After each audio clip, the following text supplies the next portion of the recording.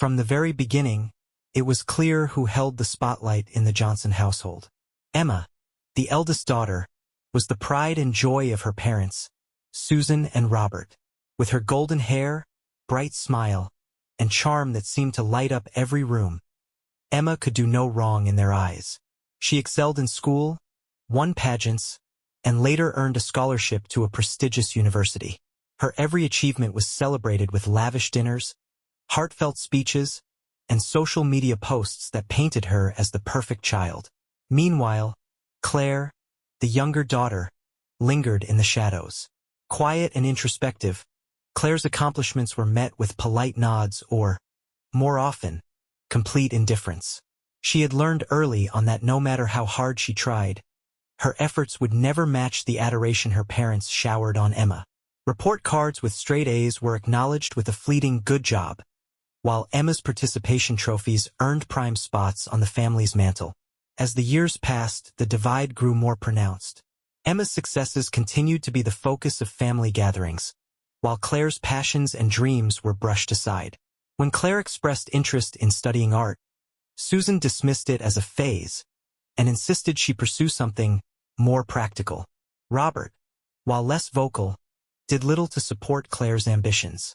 Claire often wondered if they even realized how much their disregard stung. But Claire had a resilience that went unnoticed. She channeled her frustration into her art, pouring every ounce of her emotions into her work. Late at night, while her family slept, she sketched and painted, her small room transforming into a sanctuary where she could be herself.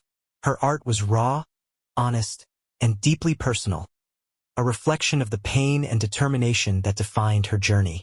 After high school, Claire made the bold decision to move across the country. With the small savings she had earned from part-time jobs, she enrolled in an art school far from home. It was a gamble, but for the first time, she felt free to chase her dreams without the shadow of comparison looming over her. The separation from her family was bittersweet, but it gave her the space to grow into the person she had always wanted to be. Life in the city was anything but easy. Claire worked tirelessly, juggling multiple jobs while attending classes. She faced rejection after rejection, her portfolio dismissed by galleries that claimed her work was too unconventional. Yet she refused to give up. Each setback fueled her determination, and over time, her unique style began to attract attention. A local gallery owner took a chance on her, showcasing her pieces in a small exhibition. The response was overwhelming, and what started as a modest show quickly gained traction. Years later, Claire's name was synonymous with success. Her art was featured in prestigious galleries, her pieces fetching prices she had once only dreamed of. Critics praised her work as revolutionary, and her story of perseverance became an inspiration to aspiring artists everywhere. Yet, despite her achievements, Claire's parents remained distant. She heard about Emma's life through sporadic updates. A failed marriage, a series of jobs she couldn't hold, and mounting financial troubles. Still, Claire resisted the urge to reach out. She wasn't ready, not yet. The opportunity for confrontation came unexpectedly. One day, Claire received an invitation to a family reunion. She hesitated, unsure if she wanted to revisit the pain of her past, but something inside her urged her to go. This was her chance to reclaim her narrative, to show her parents the person she had become without their support. On the day of the reunion, Claire arrived in a sleek car, her presence commanding attention as she stepped out in a tailored suit. She walked into the backyard where the gathering was held, her parents and Emma seated at a table surrounded by distant relatives. Conversations hushed as people recognized her, whispers spreading about the successful artist who had returned home. Susan and Robert stared, their expressions a mix of shock and unease. They had seen Claire's name in headlines, her face in magazines, but the reality of her success had never fully sunk in until that moment. Emma, seated beside them, looked away, her posture stiff and guarded. Claire approached with confidence, a small smile playing on her lips. She greeted her relatives warmly, making her way to her parents. "It's been a long time," she said, her voice calm but firm. The day unfolded in a blur of awkward conversations and polite exchanges. Claire kept her composure, answering questions about her career and sharing stories of her journey. She noticed the pride in her relatives' eyes, the way they spoke of her accomplishments with genuine admiration. It was a stark contrast to the dismissive attitudes she had endured growing up. Toward the end of the evening, Claire stood to address the gathering. She spoke about the importance of perseverance, about following one's passion even when the odds were stacked against you. Her words were pointed but not cruel, a subtle reminder of the strength it had taken to overcome the indifference she had faced. When the reunion ended, Susan and Robert approached her. Their expressions were heavy with regret, their words faltering as they attempted to apologize. Claire listened, her emotions a swirl of vindication and sadness. She had spent years longing for their approval, but standing there, she realized she no longer needed it. Her success, her happiness, had been built without them. As she drove away that night, Claire felt a sense of closure. The lesson she had imparted was not just for her parents but for herself, that her worth was never defined by their recognition. She had carved her own path, proving that even in the absence of support, resilience and self-belief could lead to greatness. After the reunion, Claire's life took on a new rhythm, one where she found herself at peace with the choices she had made. The encounter with her family had brought clarity to her journey, reminding her that she had built her success not out of spite, but from a place of passion and determination. Still, the emotions stirred by seeing her parents lingered, leaving her to reflect on the years of neglect and what she had gained despite it. In the months following the reunion, Claire returned to her busy schedule, juggling gallery openings, commissions, and speaking engagements. Her art continued to evolve, drawing larger crowds and critical acclaim. She found herself in demand not just as an artist, but as a voice for perseverance and authenticity. Every time she shared her story, she felt a renewed sense of purpose, knowing that her struggles had inspired others to chase their dreams. One day, Claire received an unexpected email.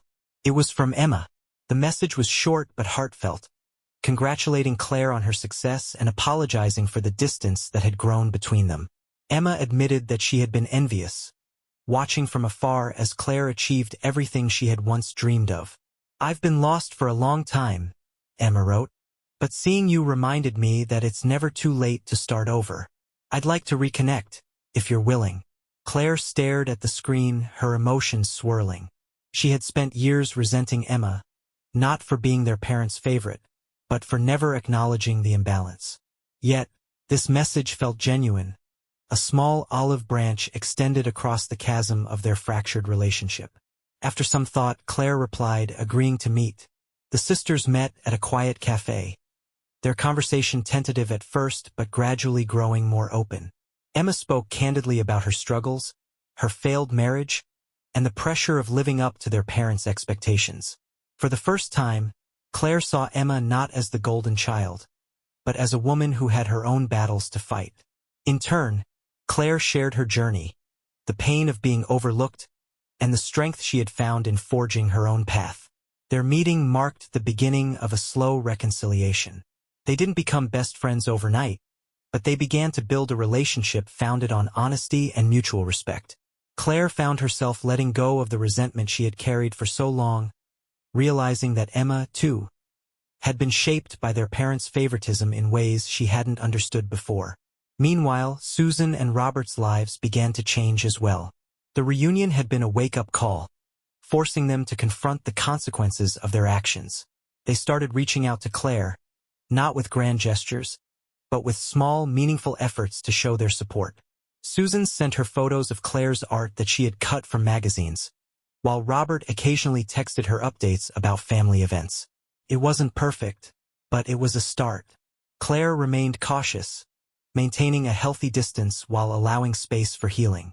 She no longer needed their validation, but she recognized their efforts to make amends. Slowly, the walls between them began to erode, replaced by a tentative but growing connection. One evening, Claire received a call from her mother. Susan's voice trembled as she thanked Claire for coming to the reunion. "It's been hard for us to admit how wrong we were," she said. "But seeing the person you've become, we're so proud of you." The words, though overdue, carried weight. Claire didn't respond with tears or anger. Instead, she simply said, "Thank you." As time passed, the Johnson family found a new balance. Claire continued to thrive in her career, using her platform to uplift others and advocate for the arts. Emma began to rebuild her life, finding her own path outside of their parents' expectations. Susan and Robert, humbled by their daughter's strength, made efforts to support both equally, their pride no longer tied to superficial accomplishments. Claire often reflected on how far she had come. Her success was not defined by her parents' eventual recognition, nor by the reconciliation with her sister. It was rooted in the resilience and passion that had carried her through years of neglect. Yet, she was grateful for the healing that had taken place, for the chance to move forward without the weight of old wounds holding her back. In her studio one day, Claire began working on a new series of paintings. The pieces were bold and vibrant, inspired by the complexities of family and the beauty of growth. As she stepped back to admire her work, she felt a sense of peace. The lessons of her journey were etched into every brushstroke, a testament to the power of perseverance, forgiveness, and the courage to create one's own path. As the years went by, the changes in the Johnson family became more evident. Claire's relationship with her parents and Emma, once fractured, now carried a cautious but steady warmth. They weren't perfect, the past couldn't be undone, but there was an effort to build something new. For Claire, the healing process wasn't about erasing what had happened, but about finding peace with it and creating space for meaningful connections. Emma, inspired by Claire's resilience and success, began to explore her own passions. No longer confined by their parents' expectations, she enrolled in a creative writing program, something she had always wanted to do but had been too afraid to pursue. Her stories reflected her struggles and growth, and with Claire's encouragement, Emma eventually published her first collection of essays. It was a modest success, but for Emma, it marked a turning point in reclaiming her identity. For Susan and Robert, their transformation was more gradual. The reunion had been a catalyst, but the process of acknowledging their favoritism and its consequences was ongoing. They began attending Claire's art exhibitions, not out of obligation but genuine admiration for her talent. Susan, once dismissive of Claire's art, became one of her biggest advocates, even taking up painting herself as a hobby. Robert, who had often remained silent in the past, made an effort to express his pride in both of his daughters. Claire, meanwhile, continued to thrive. Her career as an artist reached new heights, with her work featured in international galleries and museums. She also became a vocal advocate for young artists, establishing a foundation that provided scholarships and mentorship programs for those from underprivileged backgrounds. It was her way of giving back, of ensuring that others wouldn't have to struggle the way she had. One day, Claire received an invitation to a prestigious awards ceremony. She had been selected to receive an honor recognizing her contributions to the arts and her philanthropic efforts. The event was to be held in New York City, and Claire decided to invite her family to attend. It was a significant gesture, one that symbolized how far they had come as a family. On the night of the ceremony, Susan, Robert, and Emma sat in the audience, their faces glowing with pride as Claire took the stage. Dressed in an elegant gown, she accepted the award with grace, her speech a heartfelt reflection on her journey. She spoke about the challenges she had faced, the people who had supported her, and the lessons she had learned about resilience and self-worth.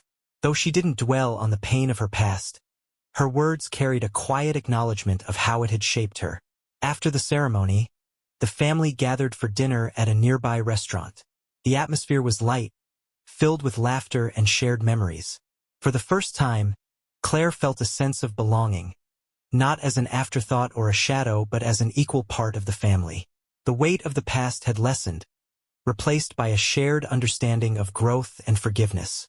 As they said their goodbyes that evening, Susan hugged Claire tightly. "We're so proud of you," she said, her voice filled with emotion. Robert nodded in agreement, his eyes glistening. Emma, standing beside them, added, "You've always been the strong one, Claire. You've shown all of us what it means to truly succeed." In the weeks that followed, Claire returned to her routine, but something had shifted. The once tense relationships with her family had transformed into a source of quiet support. They weren't perfect. There were still moments of friction and misunderstandings, but there was a mutual effort to nurture the connections they had rebuilt. Claire's art began to reflect this newfound sense of peace. Her latest series, titled Roots and Wings, explored themes of family, growth, and the interplay between pain and healing. The pieces were deeply personal, resonating with audiences who saw their own stories mirrored in her work. The series became one of her most celebrated, earning her accolades and solidifying her place as one of the most influential artists of her generation. Through it all, Claire remained grounded. She never forgot the years of struggle, the nights spent questioning her worth, or the resilience it had taken to rise above it all. But she also embraced the lessons of forgiveness and the power of second chances. Her parents' recognition, while meaningful, was no longer the validation she sought. Her success and happiness were rooted in the life she had built for herself, guided by her passion and determination. One evening, as Claire stood in her studio, putting the final touches on a painting, she received a text from Emma. It was a photo of one of Susan's paintings, a bright and colorful piece that reflected a newfound joy. "Mom says she was inspired by your last series," the message read. Claire smiled, her heart full as she realized how far they had all come. The journey wasn't about erasing the past, but about transforming it into something meaningful. Claire had taught her family an invaluable lesson, not through anger or resentment, but through the quiet strength of living her truth. And in doing so, she had found not only success but a sense of peace that no amount of recognition could ever replace. The years that followed marked a new chapter in Claire's life, one defined by balance, growth, and a deep sense of fulfillment. Her art continued to flourish, capturing emotions and stories that resonated with people from all walks of life. Her foundation for young artists grew steadily, transforming the lives of those who once doubted their potential. Yet, despite her achievements, it was the quiet moments that meant the most to her. Moments spent reconnecting with her family and finding joy in the simplest things. One spring afternoon, Claire decided to visit her parents. It was an unannounced visit, the kind she wouldn't have dared to make years ago. As she pulled into the driveway, she noticed the garden. Once overgrown and neglected, now bursting with life. Vibrant flowers lined the path to the front door, and a small bench sat under a blooming tree. Claire smiled, recognizing her mother's touch in the transformation.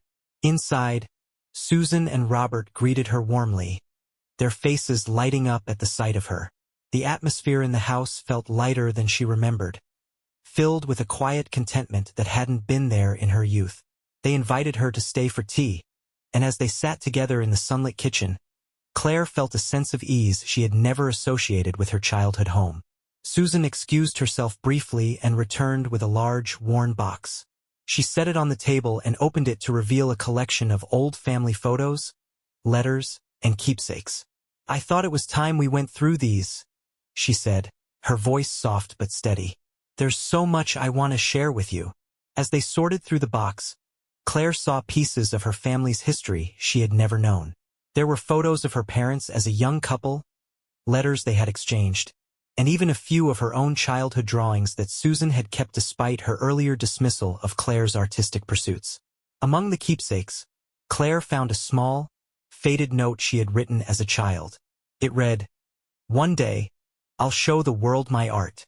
She held it in her hands, her throat tightening with emotion. "You already have," Robert said quietly, breaking the silence. His words carried a sincerity that made Claire's chest ache. It was a simple statement, but it held the weight of years of unspoken acknowledgement.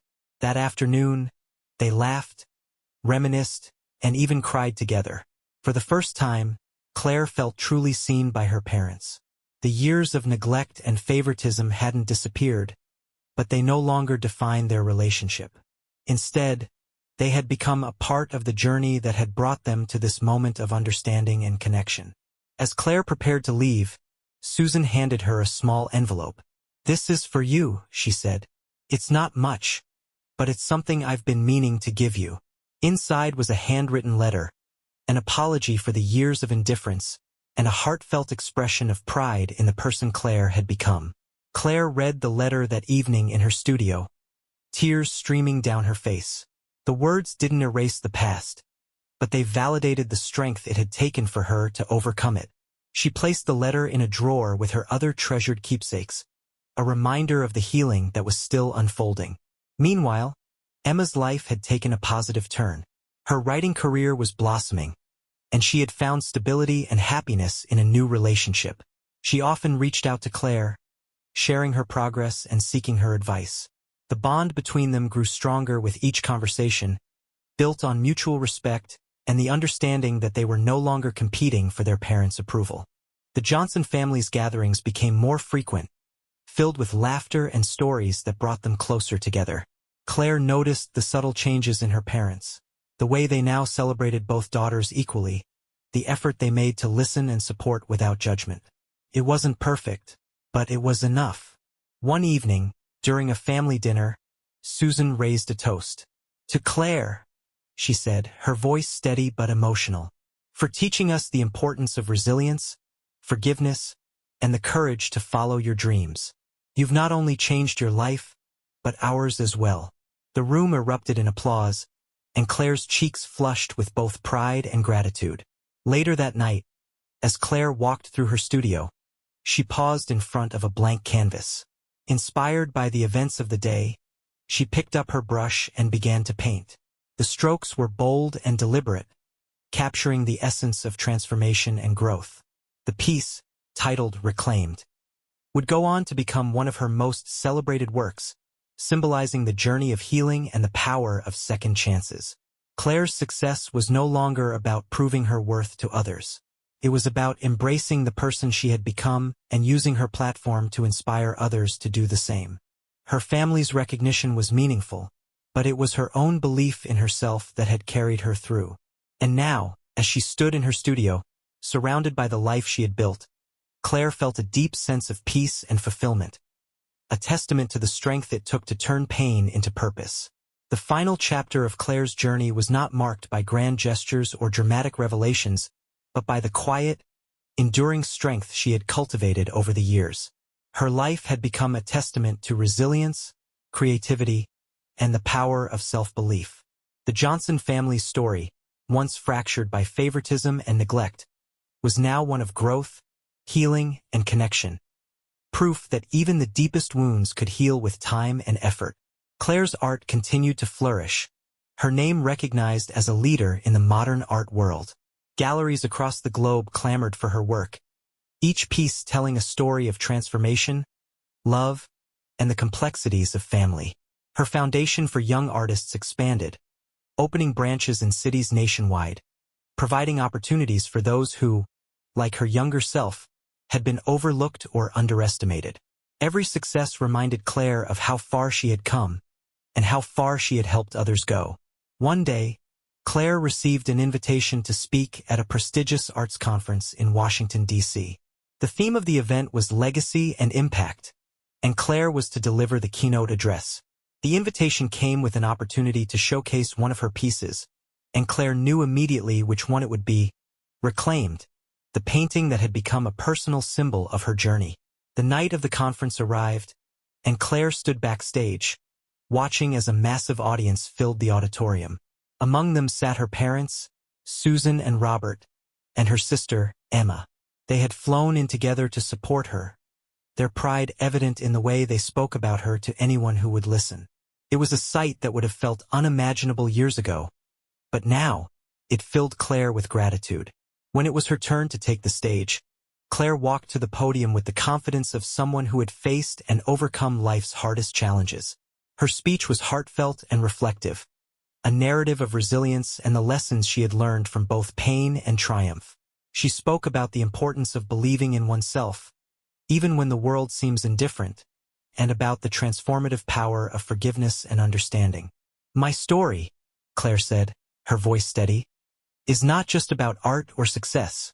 It's about finding strength in unexpected places and using it to create something meaningful. It's about choosing to heal rather than to hurt, and about knowing that our worth is not defined by others but by the way we choose to live our lives." The audience erupted into applause as Claire concluded her speech. She stepped off the stage to a standing ovation, the thunderous sound echoing through the hall. As she made her way back to her seat, she glanced at her parents and Emma, who were clapping with tears in their eyes. Their journey as a family had not been easy, but it had brought them to this moment, one of mutual respect and genuine love. After the event, the family gathered in a quiet corner of the venue to celebrate. Susan hugged Claire tightly, her voice filled with emotion as she whispered, "You've given us so much more than we ever deserved. Thank you for teaching us what truly matters." Emma joined in, her eyes glistening as she said, "You've always been the strong one, Claire. I'm so proud to be your sister." Robert, usually a man of few words, simply said, "You've changed all of us for the better." Claire smiled, feeling the weight of their words, but also the lightness that came with knowing she no longer needed their validation. The journey she had taken had been her own, and it had led her not only to success but to a place of peace and connection. The following morning, Claire stood in her studio, looking at a blank canvas. Her next project awaited her, and she felt the familiar thrill of possibility. This time, she decided, the piece would celebrate not just her personal journey but the universal themes of growth, family, and resilience. She picked up her brush and began to paint, the colors vibrant and full of life. As the strokes came together, Claire reflected on how far she had come. Her story was one of transformation, not just for herself but for everyone around her.